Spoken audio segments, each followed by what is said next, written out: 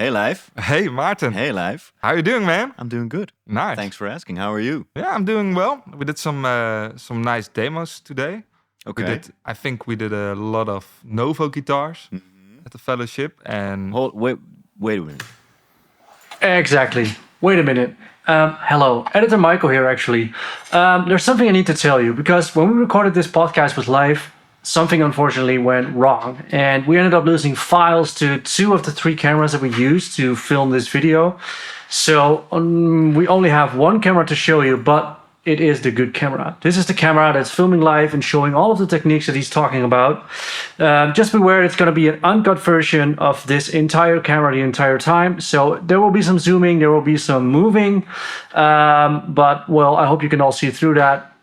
And that having said, let's get back to the podcast. Until we get further into the guitar business, let's take a little time to introduce ourselves. yes, I'm Maarten. I work here at the Fellowship of Acoustics here in Dedemsvaart. And you are? my name is Leif de Leeuw, and I also work here sometimes as a guitar demoist, I guess. And I'm a professional guitar player, and today we have our first podcast Yeah. recordings. Which was your idea? Yeah. So I had an idea to work on a podcast about like guitar lessons and stuff. And well, I come here very often, and then the idea of combining it with like a fellowship podcast, like it was born, and here we are. and here we are. So we are trying it out. So yeah, Yeah. Let's see what happens. yeah, man. So, getting back to guitars, Yeah. the Novos. The Novos. What did you think about the Novos? I actually really like them. Actually. Yeah, I thought like I know the Novos are like a big hype on like YouTube and stuff, and I'm always a bit skeptical about hypes. Yeah, same. Like I love like Les Pauls and Tellys and stuff like that. Like we have a beautiful Les Paul on the table here, which it looks amazing. But like the Novos are kind of new, and I don't know. I thought they looked a little bit too modern, just the looks, eh? Yeah. But Had you played one before? no, I don't think so. But they sound amazing. They're really lightweight, and they have like their own special little touch. It feels like the necks are really smooth, Yeah.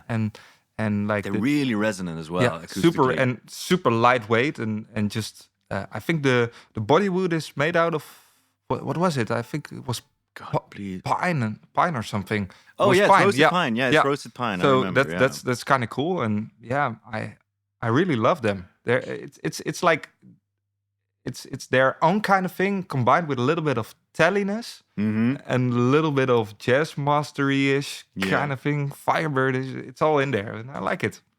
I do like him. Yeah, I like them as Yeah? well. I'm the same with hype. I'm not a big man of hype. When something gets popular, I yeah. automatically tend to dislike it a little bit. Yeah. Which is such a stupid way to go through life, to be honest. Yes, but we are guitar players. We are Yeah. kind of stupid. Yeah, we're a bit rebellious. I thought they were pretty expensive when they came in. Yeah. And we've been waiting for them for months now, and everybody's like, "Oh, Novo, oh, Dennis Fano." I was like, "Okay, we'll see." Yeah, They're bloody good. they're really good. The things you just summed up, those are basically the things I'd look for in any guitar. It's just Yeah. lightweight, playability's there, and acoustically they're bloody resonant. I Yeah, mean, and they have their own voice. Yeah. That's kind of cool, and that's kind of rare nowadays. Like there are so many guitar builders that are actually doing the same thing. It feels like it. Yeah. Well, there's only so many ways to build a guitar, I Yeah. reckon. I mean, if you Yeah. look at cars, they still have 4 wheels. Yeah. That's true. That's true. Yeah. But today, Yeah. we're surrounded by some Les Pauls. I don't Yes. know if the sweet people at home can see that, but we've got a Murphy Lab 58 over here. Cool. We've got a, not Murphy Lab, but Custom 59 over here. And you've got a used R4 from Yeah. 2019, which I really want to take home with me. Me too. Yeah.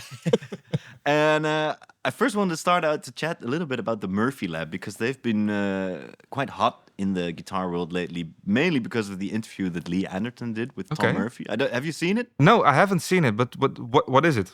Well, I reckon Lee was over at the NAMM show and stopped by at Gibson at some point, and he interviewed Tom Murphy about the aging process.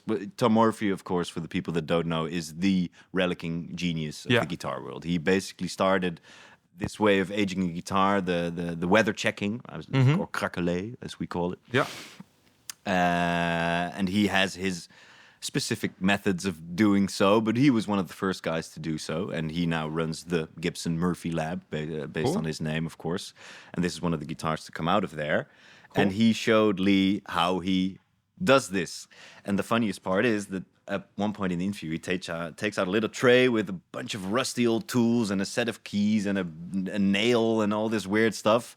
Oh. And he just shows Lee like, oh yeah, this is how we do it. And he takes this rusty old nail and he's like, yeah, just something like, just like that, you know? And then, yeah, that's how he relics them. And he takes some keys and he smashes them on top and all that kind of stuff. Kind of makes sense. Yeah, but it's just weird to see that we respect this man so highly. And he's just like fidgeting some. So he has like a really big secret relicing room where the guitar goes in and it comes out, and it's like a perfect relic guitar, yeah, right? There might just be two dogs in there. Yeah. Roughing it up. But the thing is, like, he'll have this specific set of keys. He's like, these have been my keys for over 20 years. Like, these are the old keys of my truck. Yeah. And they believe that only that set of keys can do the job. So they replicated the set of keys. So every employee in the Murphy Lab has the same set of keys. And the same, he has like this big old nail from a train track. Okay. It's all rusted and it looks like shit, basically. And they did the same. They were like, well, there's only one of these nails. Yeah. So why don't we recreate it? It just seems so weird to me. But they look great. But they look great, yeah. It's been kind of a big talking point here at the store as well the past 2 weeks. Do you like the relic on guitars in general? Do you like it? It's a cool look. Okay. It's a cool look for sure. As someone who works in a guitar store and has done for a couple of years now, I love what a relic can do to convince somebody. Like, for example, we have Iris guitars, which we found out a couple of years ago through the Boutique Guitar Showcase. Shout out to Jamie and Zach. And they built acoustic guitars, really nice acoustic guitars, but they were just plainly finished. Just a little satin finish on there, and that's it. And then at one time, they sent us one version of their guitars, which was aged. That nitro lacquer, it was weather checked just like this. It was aged really convincingly. And it's not that that guitar would sell any faster, but we could show people, like, this is what the guitar will look like if you play it for a couple of years. Yeah. And that's what I do like about a relic. But I wouldn't buy one myself because I'd like to do it myself. Me too. I own, I think, one guitar which is relic. It's a Panucci Les Paul. Yeah, it's a Goldtop, and it's a really cool one. It sounds great and plays great. It's I think it was number 29 from him. So it was like he ever built. Yeah. Oh wow. So I picked it up at the guitar show in Veenendaal, and I played it, and I was like, okay, I have to take this home, and then we made a deal, and it was like it's still one of my best sounding guitars. But to be honest, like I think the relic thing it looks great, right? But it's also not my thing. I would love to do it myself, and I have some guitars that are like completely beat up just by me, and I kind of like that. Yeah. But I think it looks great, and I think the Murphy Labs I've seen so far they really look better than the Fender relics. Oh yeah, to be honest. You think? Yeah. What do you think? Like in general, like it depends. I really like this looks really convincing, and I saw a lot of vintage Gibsons, mainly because I demoed them here. Yeah. And this looks really authentic, and sometimes the Fenders feel or look a little bit, I don't know. They can be a little too much. A little bit too much, especially in this area. I feel like they always overdo it just a little bit. Yeah, but do you know, like, what's the difference between like the Murphy Lab and just the Murphy aged? Like, well, by now it's the same. Okay. but now it's just basically the same. So I think it used to be called Murphy aged, or Yeah, at least right. we used to call it Murphy aged if Tom Murphy himself was involved. Yeah. And he used to be the only guy to do that, and it was pretty special if you'd come across a Gibson that had a Murphy aging. Yeah. And now it's called the Murphy Lab aging because he set up his own Yeah. department at Gibson. So they're making way more as well because he's not the only one working there anymore. Yeah. But I'd say, well, the main difference is if it's a Murphy aged, it's only done by Tom. If it's Yeah. a Murphy Lab, it's probably done by Tom and a few other guys. By his relic army. Yeah, it's Yeah. his relic army. Yeah, man. All these keys. Yes, his everywhere. keys. You should really watch that interview. It's Oh, pretty, it's I pretty will hilarious. I will look it up. Cool. So shall we check out some of these guitars we have? Yeah, let's We have check here. out the guitars. Do you mind picking up yours first? Yeah, this is the what is it again? It's a 2019 custom. Yeah. So nothing, no Murphy aging. It's just a VOS version, I think Gibson calls this. So it's basically clean, vintage old stock, they call it. Okay. And it's a 1954 reissue, so an R4. So the wraparound bridge, which was introduced in '53, Goldtop finish, Cool. 2 soap bar P90s. And This is it's pretty lightweight as well, which I like about this one. I love it. It's It good. feels great, and the neck is really thick, like for a Les Paul. Yeah.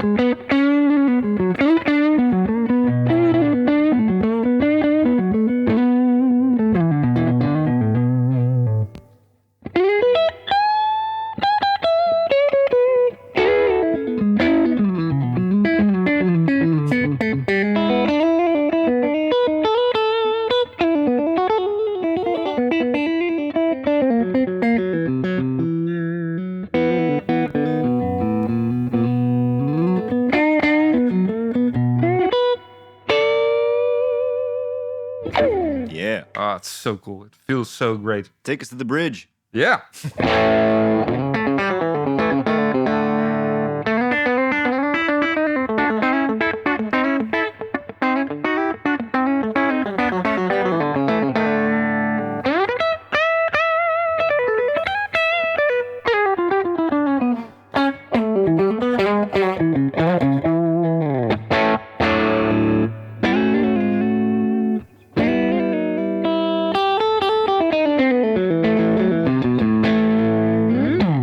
Nice. Are you a Les Paul guy?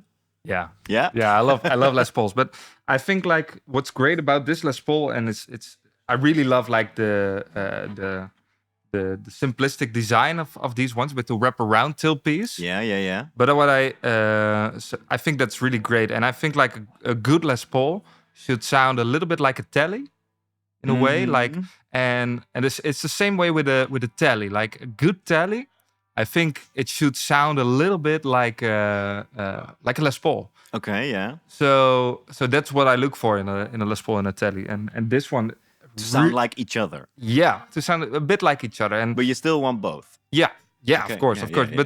But it's like it should have like the twang, especially in Les Paul. It should have like some twanginess to it. So, and I Yeah. think this one really.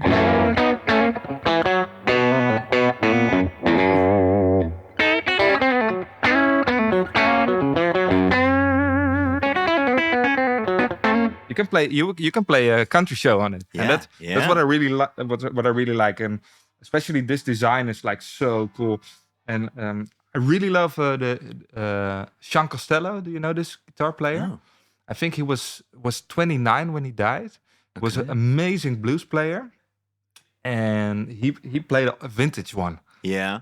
And like his tone is like amazing. He just plugs in straight to the amp. Awesome, yeah. And it's really look it up if you into like P90s, Goldtops, and just great Nice. soul, blues, jive music. Have you played an old 50s Les Paul, a Goldtop? That is? Yes, I played a model like this. I think a few weeks ago I played one at a friend's house, and it was amazing. Like Nice. there's just something so special about these vintage. Yeah. Especially the late 53s. I'd say Yeah. anything before that is a little useless. Like Yeah. a 52, like don't. I mean, it's cool, Yeah. but don't even bother. Like the strings go under the bridge. It's all It's weird. It's all screwed it's, up. It's kind of weird, but I think like it can.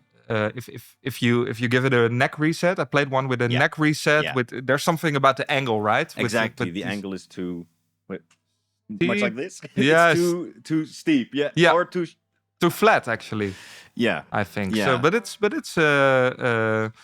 But yeah, like there's something about this 53. They got it right in 53. Late Yeah. 53. Yeah. Oh, man. And what I really like is if you find like a great one like this, and it can be actually in tune, Yeah, a little bit. It's good, close enough, right? Not close enough. It's basically spot on. Yeah. Set up by our luthiers, by the way. That's really nice. That's really nice. they did a good job. Do you like a wraparound? Yeah. I myself I own a melody maker. Yeah. And it's a 59. It's a really good one, and it used to belong to Val McCallum.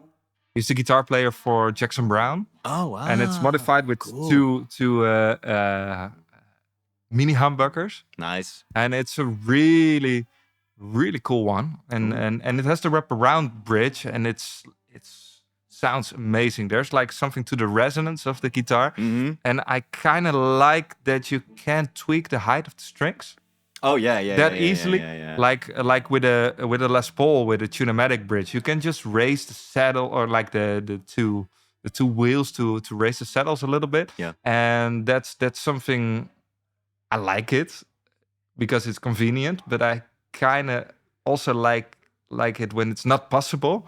Yeah. Because you have to deal with it in the moment. Yeah. Which is cool. So you're not too picky about string height or action or playability or. Yeah, I not too picky, but I think like it shouldn't be too low. I hate like guitars that have like action which is too low, because it's like you can't play slide on a guitar with an action which is really low, and I love to play some slides now and then. So you dig in pretty deep as well if you don't want a low action or. No, I don't pick really loud, but I want to be able to pick loud. Yeah. So I want to have the choice, right? Yeah, exactly. So yeah. Hey, what guitar do you have on your? Yeah, this is a 59 reissue as well. I wish I was holding a real 59. This is a custom from the custom shop as well. No Murphy aging on this one, which I think is really cool. I just like the natural look of this. I'd love to get a real relic job in myself on this instrument. It's I think they call it a dirty lemon finish. Cool. Which is nice. And this is the time where Gibson kind of got it even better, if you ask me. Like, I like the wraparound, but the stability that this gives, I mean, tone-wise, I don't really notice that big of a difference. Like, there are people that will say a wraparound will sing more or have more sustain. I think... Man, I don't know about that. I think it has a little bit more sustain and a little bit more twang to it. A wraparound? Yeah. Yeah? Yeah, and I think there's like something about like a tunematic bridge, and it kind of has like a mid dip, like a mid scoop sound. I mean. Okay. Yeah. But that's what I noticed. Like, but it's very subtle. But it's. I think the more the deeper you dive into tone and stuff you like about tone, the subtle differences between guitars can become really big in your mind. That's what I feel like. But I kind of feel like they both have their. I have guitars with like the wraparound tailpiece and the tunematics, because I just love them both. Yeah. You know? Yeah. Okay, let me hear.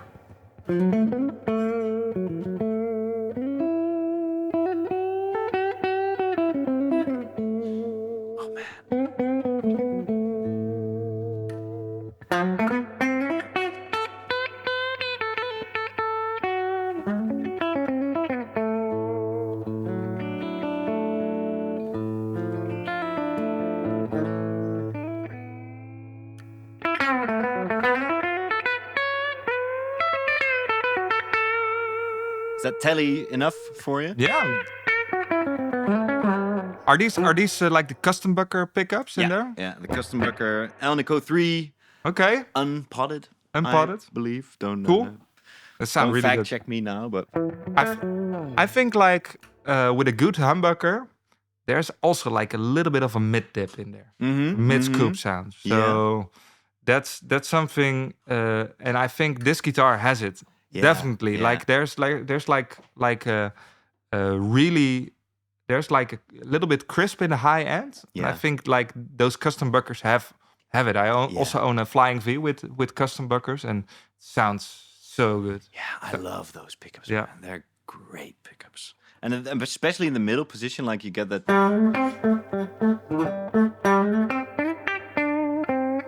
Like it's almost like the meter sound. Yeah. Oh, it's so cool. So cool. I love this. I really want a Les Paul again as well. I don't have a Les Paul anymore. You don't have a Les Paul? You should get one, man. I should. I love, it's like it's the perfect layout for me as well. Like I don't really play with pedals or anything, so I love being able to dial the neck pickup in at a certain point and the bridge as well, and just being able to switch between them without fidgeting too much here anymore. Yeah.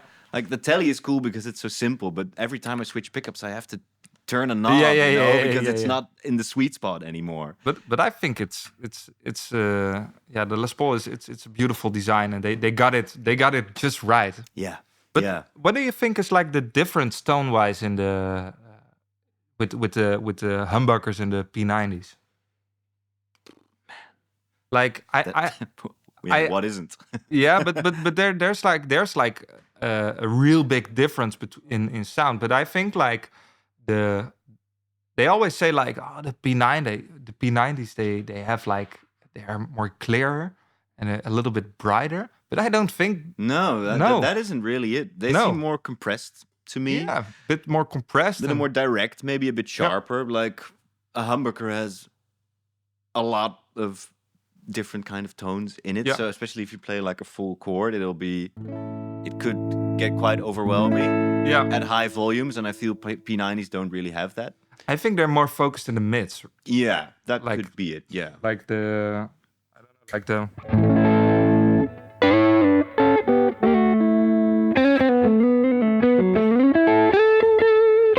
Yeah, I get what you mean. Yeah, they're pretty mid focused. Yeah.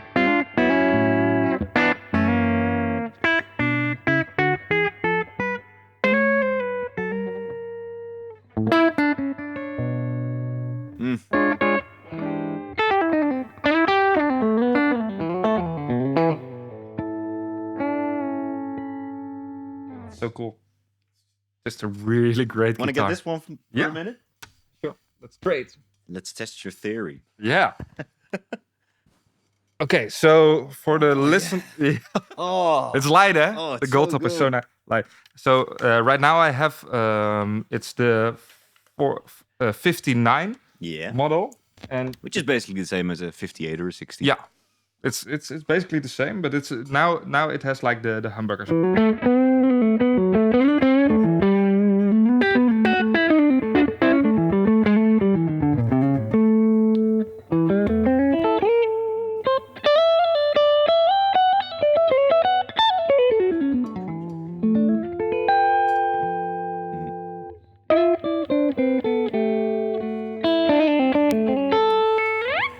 Like I'd say, especially on the middle position, that was way clearer than the P90s. Yeah, tone-wise. Yeah. Okay, you play the P90 one.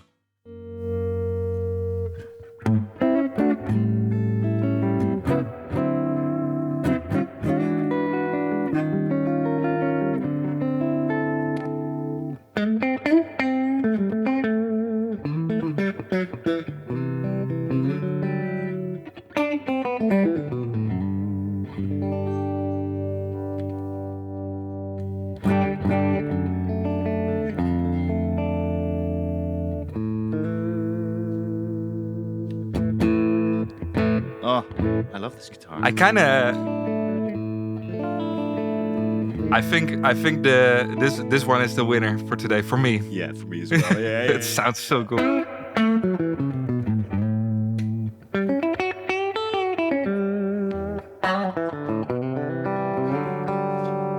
Don't like the bridge. You don't like the bridge? It's a bit too quacky for me. I prefer a humbucker there, to be honest. Yeah.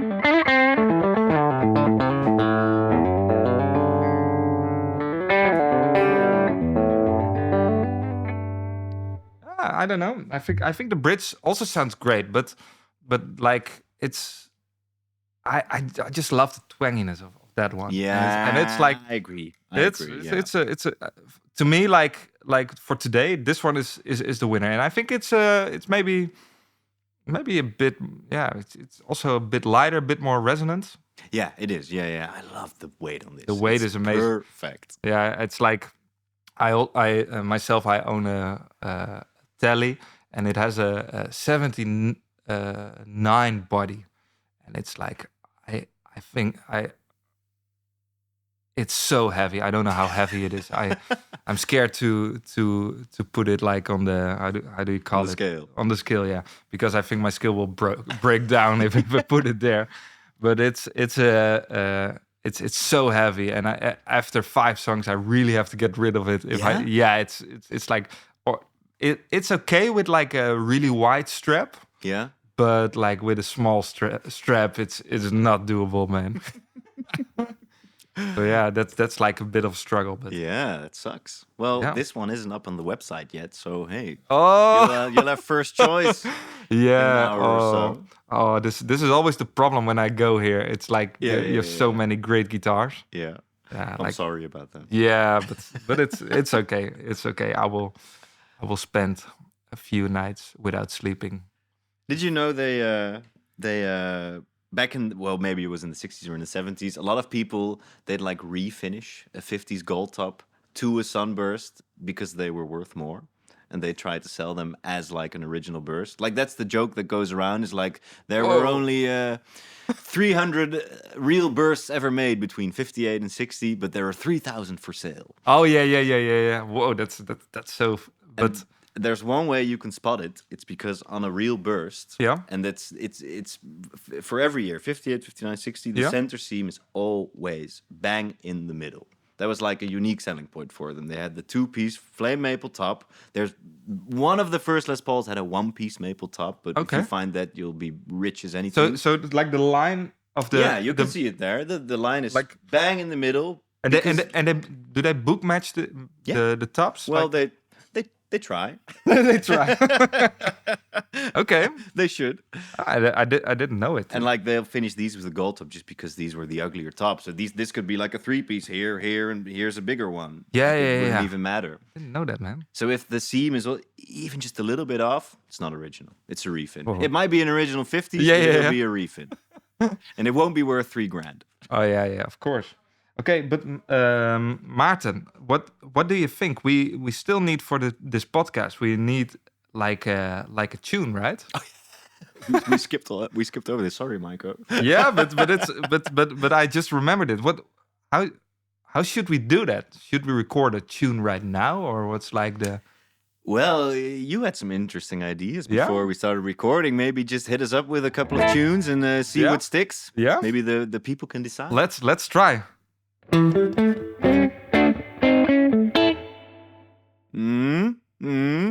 Something like that. That was okay. I think we can do better. Okay.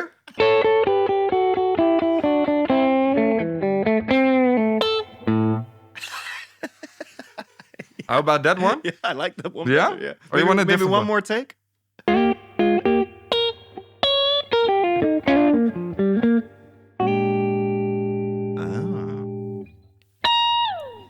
Yeah, I was waiting for that one. That's the one. That's cool. But we should let the people decide. Yeah. Take A, B, Yeah, or okay. C.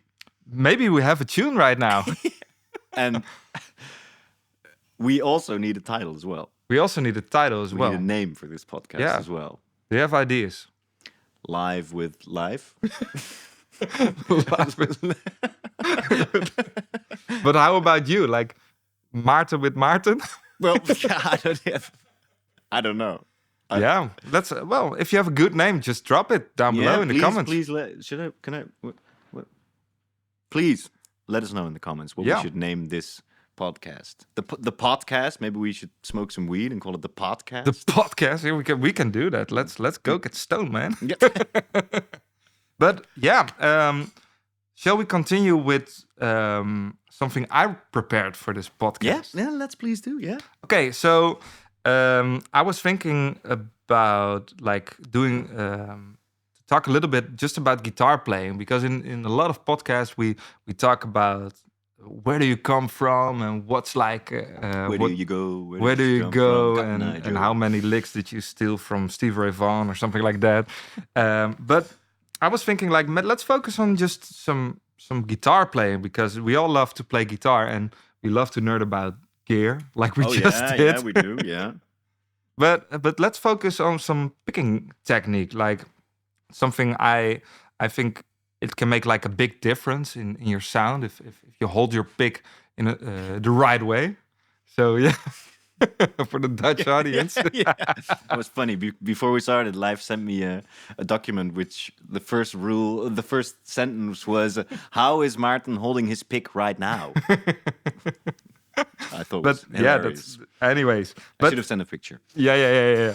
But let's focus on like because you can I interrupt one more time? Yeah, for sure. Because you wrote your scripture on this very topic, didn't you? Yeah, I did. I graduated on the Coders Conservatory with a master's studies about like picking technique, and because I finished my bachelor study and I felt like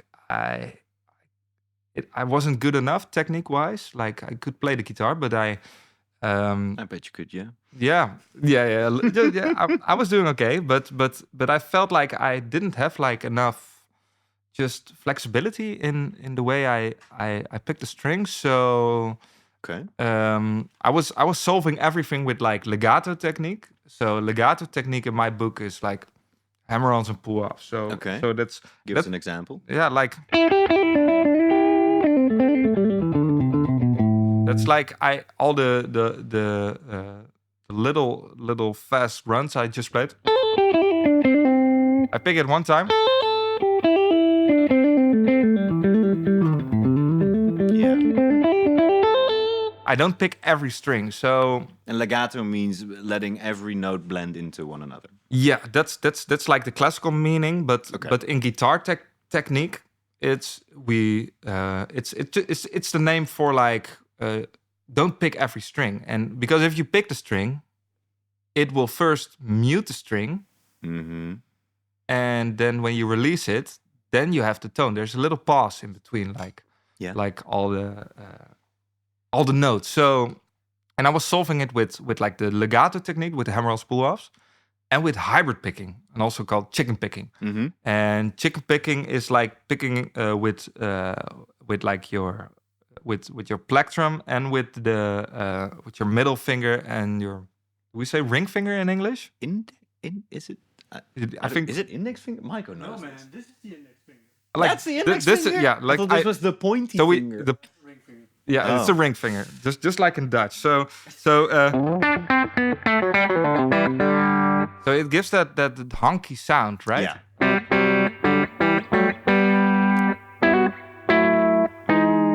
But you're muting the string as well in between. Yeah, and that's because it's like you're in between the notes. You are like putting like the flash of your finger. You putting like. Actually, before you pick the string, you are muting it with like a flash, and then there's like a little bit bigger pause than when you just pick it with a plectrum. So it gives like it's also kind of funky, like it's and really rhythmical. Yeah, it's really rhythmical, and I got into it because of Greg Koch. Oh, of course. It's like I saw him one time. I come from Amersfoort, and I saw him playing in Café de Noot in Hoogland, and which is really close to my parents' place. I saw so many great blues players perform there, and it was an amazing place back then. And he played there, and he brought this super reverb, nice, really big, and it was so loud. My ears were ringing, but the next day, but it was so good. And he solved everything with just hybrid picking. Yeah, which it was just magical, and it was like a really big moment for me. And then I got into like Brad Paisley. Yeah, I love just his guitar playing. It just sounds so. If he plays the guitar, I also want to play the guitar because it sounds inviting in a way. So that was like at the end of my study how I those were the techniques where I mainly based my playing style on. So when I but I wasn't really into like alternate picking, for example. Like you have alternate picking is when you pick all the strings. So Yeah. so that can be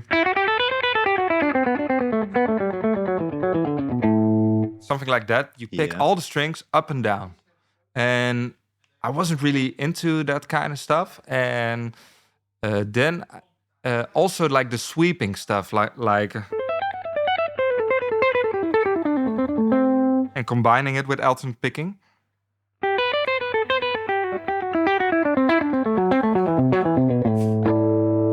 That's like something I wasn't really secure about in my playing. So I decided to write a whole thesis about like this all these picking techniques. So I discovered like there are four bases of basic picking techniques, and it's alternate picking, so up and down. Yeah. The sweeping. Mhm. So and sweeping means you pick a string and then you land on the next string, and then you pick the next one. So you have like you are playing licks over a few different strings in the same direction with your pick, and that's like so that's the technique. That's number two, and then we have like the legato technique, and then we have the hybrid picking technique. Mm-hmm. So I did a whole like the whole thesis about it, and I just discovered some stuff, and I got better at like alternate picking and sweeping and stuff. And now I'm just teaching a lot also at the conservatory where I studied, and in Haarlem at the conservatory. And I just the stuff that I didn't get like when I was studying. I had amazing lessons, but like the technique lessons weren't really specific about like the stuff I was struggling with. So that's stuff what I teach. So I brought some a sheet with some just loops. Mm-hmm. Let's see. Let's See how I do. Yeah, let's see how you do. So I first want to start with how do you hold your pick? Well, let me show you. Yeah. Like what's your I tactic? think one time I learned like to hold my finger like this, Yeah. place it on top, and then put my thumb there. Yes. I reckon like 90% of the time I'll be holding it. So you have like this. okay, that looks kind of good. And so you are it for the depends. listeners at home. Can you describe it more accurately? I'll take my pointy finger, my index finger. Yeah. I'll curl it up, Yeah. like basically as tight as it will go, Yeah. and then I'll place my pick on top of there with Yeah. my thumb facing upwards as well. Yeah. And then I'll place my thumb just casually Yeah. on top of that, just whatever feels good. Okay. But that's mainly for like lead playing, maybe Yeah. solo stuff. Like if I'm strumming, I'll have much looser grip, and I could get away with this as well. Yeah. But it really depends. Well, I think like you're doing pretty good, man. That's yes. This is like Nice. something I also would do. Like this, I also hold my pick like this, and so I have what's really important is like you have your index finger. You curl it like you said, like inward, Yeah. and then your nail should be parallel to your thumb. So it shouldn't be like facing outwards. Yeah. And I think like the main reason for this is because the pick when you play a downstroke, the lower like the not the picking side of your pick, but the upside of your pick. It will this is It's deep stuff. deep stuff, man. It will go the different direction. There's like a little bit of pull going on in the pick. So Yeah. so Bit of there's flex. So when you play a downstroke and an upstroke, if you hold it like this, it can bounce both ways the same way. So your downstroke and your upstroke will sound more equally. Does that make sense? Yeah. Can you show it? Yeah, sure. So what I wanted to show you is like if you play a downstroke like this, and you don't squeeze your pick really tight, your pick will will bounce like this. It will bounce into your index finger. Yeah. And if you play upstroke, it can also bounce in your thumb. And if you hold your index finger, for example, like this, so you are not, it's like a cross. When you lay it next to your thumb, Like when you play a downstroke, it will bounce to like the another soft part of your index finger, and it will hit like a bone. Yeah. So it can't bounce that freely. So you're saying you need a little bit of bounce. You need bounce in your because the pick should be able to move a little and just that's where the sound is. And would you be able to demonstrate maybe the difference between gripping it really hard and holding it pretty softly? Yeah, I think like if I have it pretty stiff, like really, I squeeze with my thumb really tightly, it sounds. And if I let it bounce a little bit.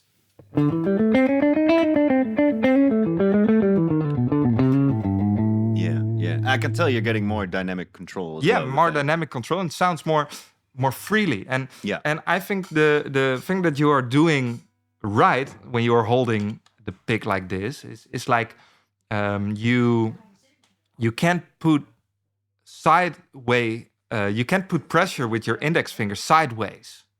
Yeah. If you hold it like this. Yeah. So hold your pick with like that and try to press with your index finger sideways. Yeah. It's not possible. It's not impossible. It's impossible. So you have your thumb, and it will be your thumb will be like the only muscle that holds your pick in place. Yeah.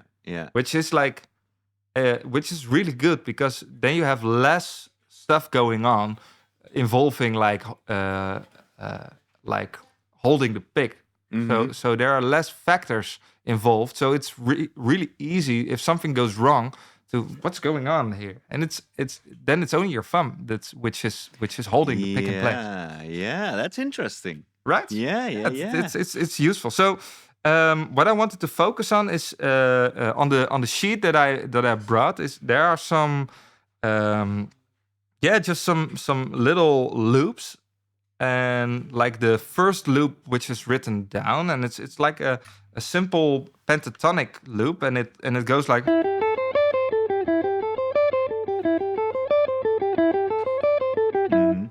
Can you try to play it one time? Wait, huh? And almost, and so it goes like. So it shifts position. I'm not even reading it. Yeah.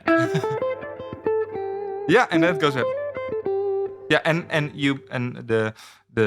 the goal of this exercise is like really start with a downstroke and end with an upstroke. Can you try to play that? So alternate them. Alternate. Yeah. Yeah, that's good. That's good. Well, that guitar sounds great, man. It sounds really good. I want to take it home, man. But I know. But it's like I wanted to talk a little bit about pick slanting right now. Yeah. Do you know what pick slanting is? Not really. Pick slanting is like the angle of your pick to the string. So.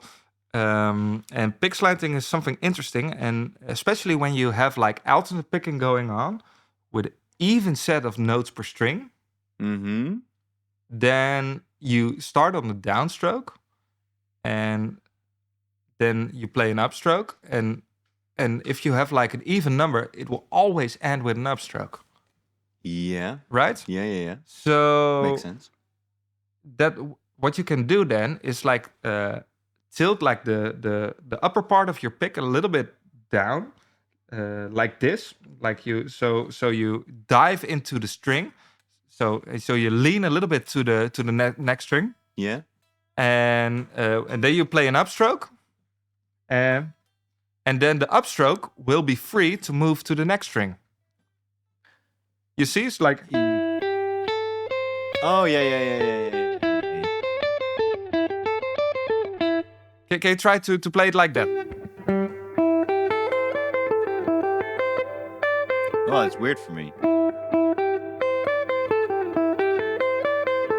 Yeah, and what you can do is like if you're playing the B string, you can lean on the next string a little bit. So let's move to the second loop. Yeah. And the second loop goes like this. Huh?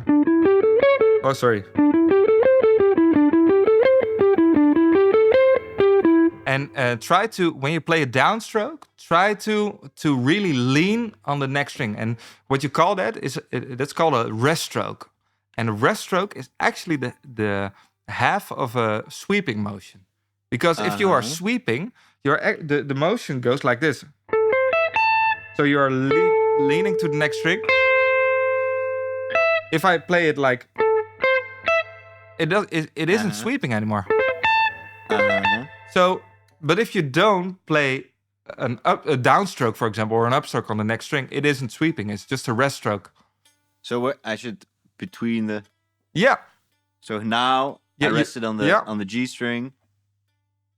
Yeah. Okay.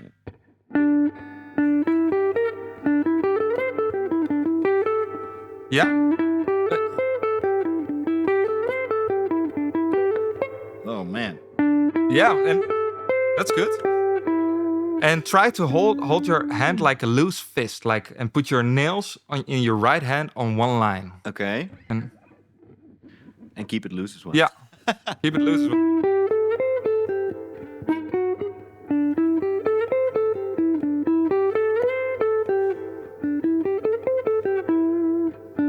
Yeah. So and really focus on the downstroke, lean on the next string, and the upstroke to come out of the strings. Like don't get stuck in between the strings, because that's that's the main reason for pick slanting, is you don't want to get stuck with your pick between two strings. And what do you mean with getting stuck? For example, you can't feel like you are playing like if I play really without an angle, I really have to I play downstroke, upstroke, and I'm stuck between two strings. And I have to get over the string to play the next. If it is a downstroke or an upstroke, I really have to make more effort. Have to put more effort into it, so to play my next up or downstroke. So this is the main reason. So you play a downstroke, lean on the next string, and with the upstroke, there's your escape between the strings. So and you can accomplish that by if you have your pick straight with no angle, then just move your thumb a little bit up, like this part, like. Don't rest it on the strings. Don't rest it on the strings. Yeah, like that. And yeah, that's good.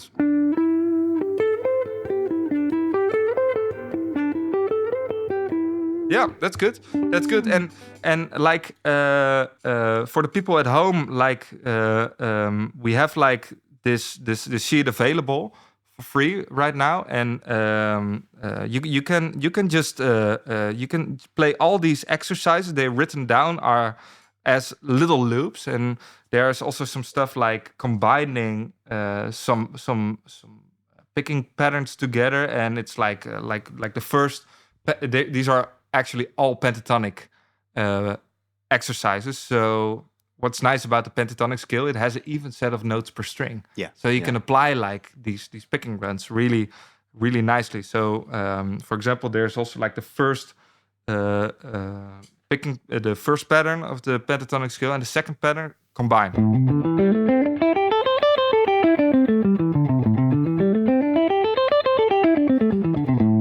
So if you I would really suggest try to learn a few of these exercises out of your head, and just make sure that you remember it, and you can pick it with the alternate picking with the right technique. Mm-hmm. So then you can just practice it while watching a Netflix series, for example. That sounds good. Yeah, like Steve Lukather.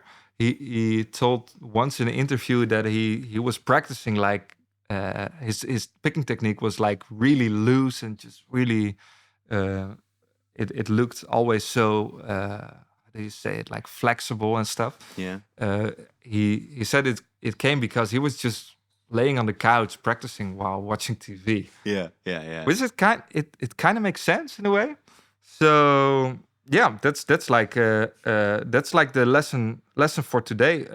Play with like with downward pick slanting, and So to recap, like yeah, hold just the pick in the right position, yeah, hold the pick in the right position, hold it loose, hold it a little bit loose. keep your nails lined up with your Lined thumb. up. Yeah, that's something I would. And to add one more thing to that, it's if you have your nails lined up, all the fingers, you don't have to put pressure on the pick with your thumb anymore, because your fingers will have, like, if you put it in a line, they will have like a certain amount of pressure just by being there. Yeah.